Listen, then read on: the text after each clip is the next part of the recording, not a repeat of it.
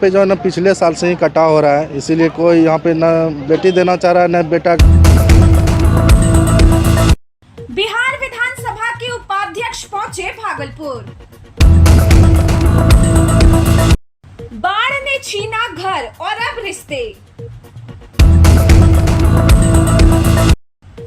आंखों पर पट्टी बांधकर हठ योगी महादेव को याद करते हुए भोलेनाथ से मिलने जा रहे बाबा धाम।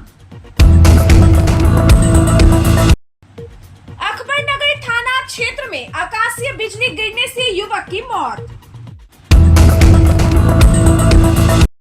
धोरैया में बालू लदे ट्रक ने बाइक सवार को रौंदा। मिथिला की परंपरा में रंगा सावन। बरारी सीढ़ी घाट पर महिला को डूबने से बचाया आपदा मित्र।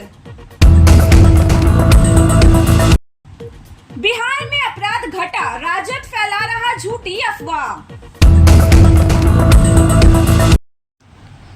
भागलपुर नौगछिया के नारायणपुर प्रखंड के मथुरापुर जहाज घाट पर गंगा स्नान के दौरान 2 मासूम बच्चों की डूबने से मौत हो गई। मृतकों की पहचान खुर्शीद आलम के पुत्र अरमान और मोहम्मद निशार के पुत्र दिलशाद के रूप में हुई है। दोनों बच्चे अपने ननिहाल आए हुए थे और गंगा में स्नान करते समय गहरे पानी में चले गए, जिससे उनकी डूबने से मौत हो गई। स्थानीय लोगों की मदद से दोनों बच्चों को बाहर निकाला गया। परिजनों का कहना है कि जब तक बच्चों को निकाला गया तब तक उसमें सांसें चल रही थी, लेकिन नारायणपुर प्राथमिक स्वास्थ्य केंद्र में डॉक्टर मौजूद नहीं थे, जिससे समय पर इलाज नहीं मिल सका और दोनों बच्चों ने दम तोड़ दिया।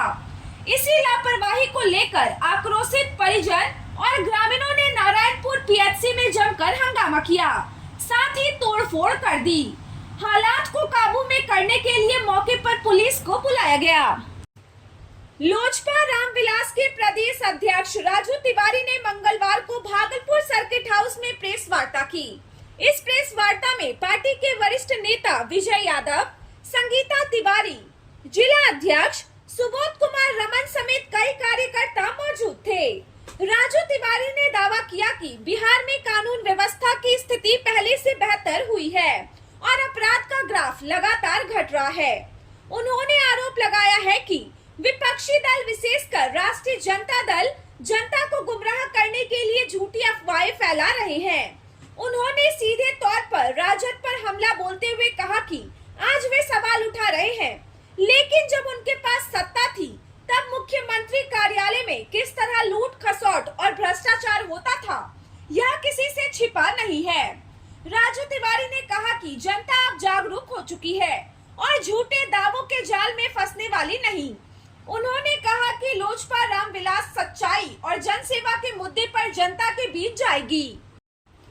भागलपुर जिला अंतर्गत अकबरनगर थाना क्षेत्र के श्री रामपुर गांव से एक दर्दनाक घटना सामने आई है। गांव के 23 वर्षीय युवक ईशांत कुमार उर्फ मिलन की मौत आकाशीय बिजली गिरने से हो गई।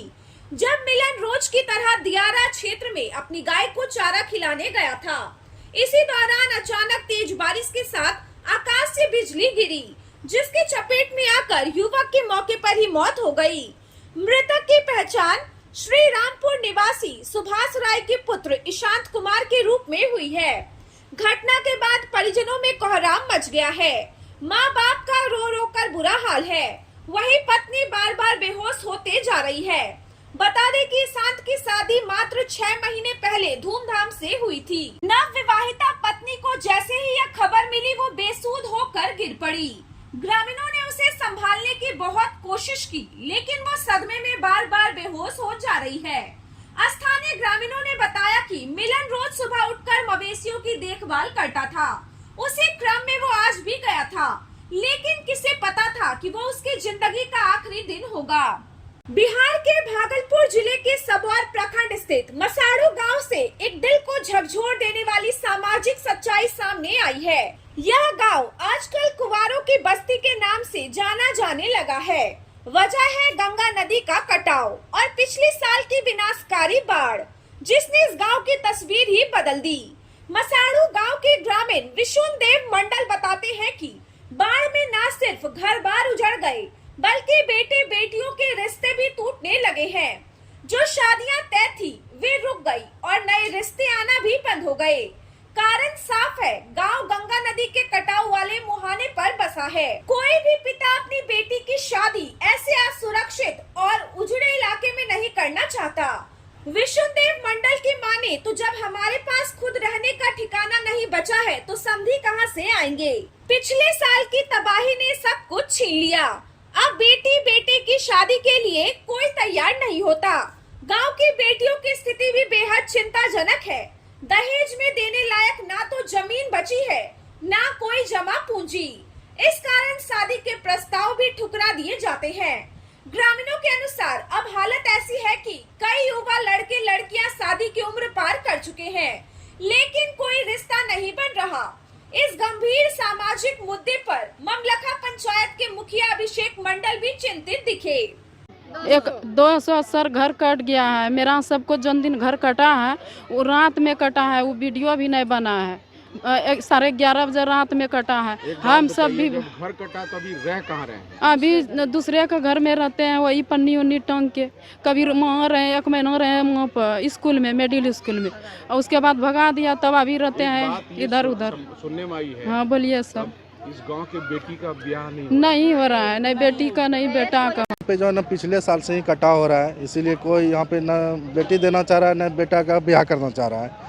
और सारे ग्रामीण डरे हुए हैं और सब अस्त व्यस्त है।